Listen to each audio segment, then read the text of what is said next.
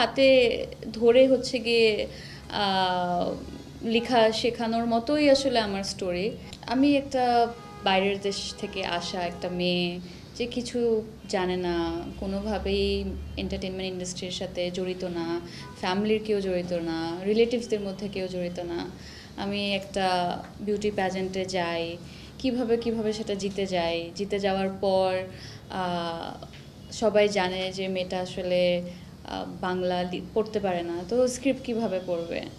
তো অনেকেই যখন প্রথম দিকে কাজ করেছে তখন ওনারা এই ধরনের কথা বলেছে, মেজবিন অনেক ও উইনার হয়েছে কিন্তু হয়তো বা অনেক দূর যেতে পারবে না অ্যাজ অ্যান অ্যাক্ট্রেস।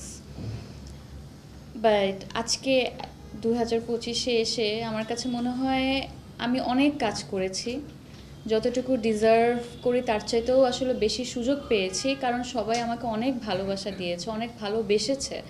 এটা আমাদের রাইটার্সরা হোক না কেন, ডিরেক্টরসরা হোক না কেন, আমার কো অ্যাক্টার্সরা হোক না কেন, ফিমেল কলিগসরা হোক না কেন, কারণ আমাকে আসলে বলেন না যে হাতে ধরে হচ্ছে গিয়ে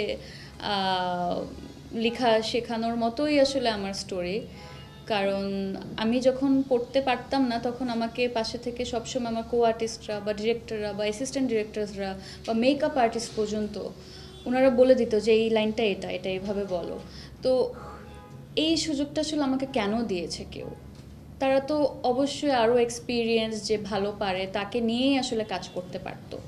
বাট না, ওরা কিছু হয়তো বা একটা দেখেছে একটা মায়ার জায়গা থেকে, কিংবা ছোট বোন হিসাবে, কারণ আমি তো খুব অল্প বয়সে আসলে কাজ শুরু করি।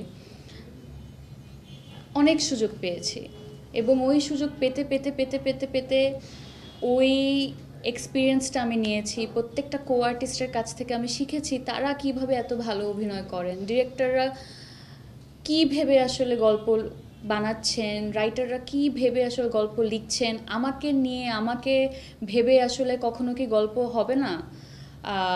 কেন আমি আসলে এই জায়গাটাতে যেতে পারছি না বা অর্জন করতে পারছি না? তো আমার মধ্যে একটু একটু করে আসলে ক্ষুধাটা জন্মায় যে কোনো একদিন হয়তো বা কোনো রাইটার ফোন করে বলবে, মেহজাবিন আমি একটা গল্প লিখেছি, এটা তোমাকে মাথায় রেখে তোমাকে ভেবে আসলে লেখা।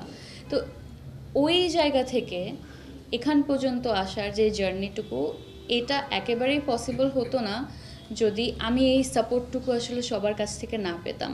ইভেন জার্নালিস্ট ভাইয়ারা আপুরা যখন ভালো করেছি এটা সবাই আসলে গ্রহণ করেছে।